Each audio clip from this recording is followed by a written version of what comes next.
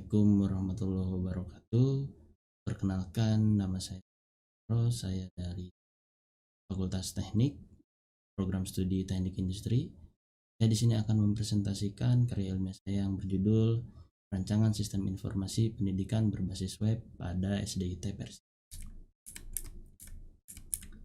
Latar belakang profil perusahaan Sekolah Dasar Islam Terpadu Persis merupakan satuan pendidikan tingkat dasar di bawah naungan Dinas Pendidikan.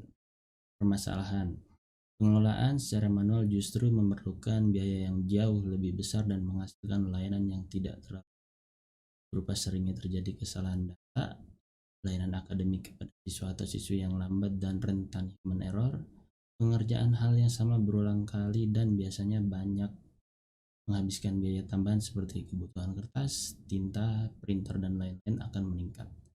Aktivitas perusahaan SDIT saat ini masih menggunakan pengelolaan data secara manual, di mana pengelolaan data siswa atau siswi, data nilai, data guru, data kurikulum, laporan rutin, internal, dan laporan yang melibatkan banyak orang dalam penanganan aktivitas di SDIT.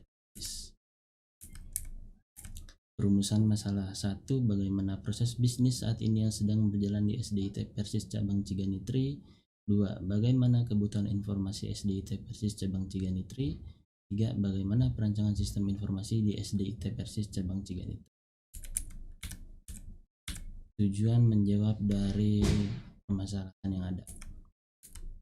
Batasan masalah 1. Metode perancangan sistem yang digunakan adalah metode Framework for the Application of System Thinking dan hanya sampai tahap 7, Configuration and Test. 2. Pembangunan sistem dilakukan menggunakan XAMPP sebagai web server, PHP sebagai bahasa pemrograman, Visual Studio Code untuk membangun interface, serta MySQL test database. Kerangka penyelesaian masalah dimulai dari studi lapangan, yaitu ada observasi langsung kondisi penelitian, lalu studi literatur, jurnal penelitian metode terkait, dan buku tentang metode terkait. Lalu ada identifikasi masalah dan perumusan masalah, ada tujuan penelitian dan pembatasan masalah, lalu ada pengumpulan data. Pengumpulan data ini bagi menjadi dua, yaitu ada data primer dan data sekunder.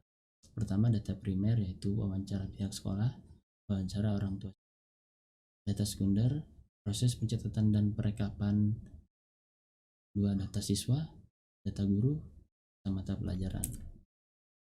Lalu definisi lingkup, lalu analisis masalah, lalu syaratan, lalu perancangan secara logika, lalu analisis keputusan, lalu perancangan sistem, lalu ada pembangunan dan pengujian sistem.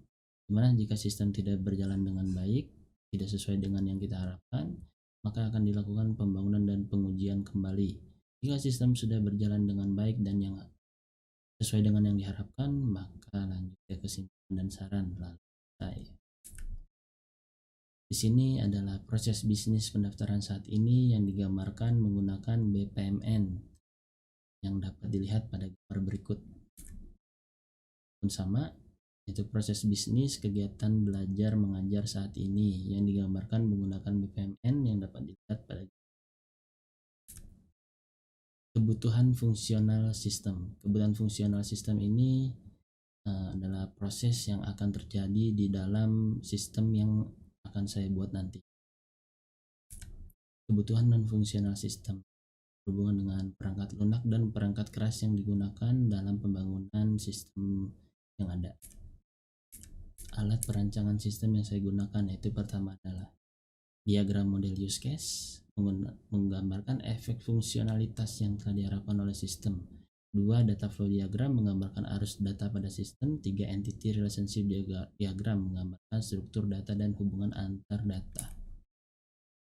Tools pembangunan sistem ini ada pertama ada XAMPP, 2 MySQL, 3 Hypertext Preprocessor, 4 ada Visual Studio Code.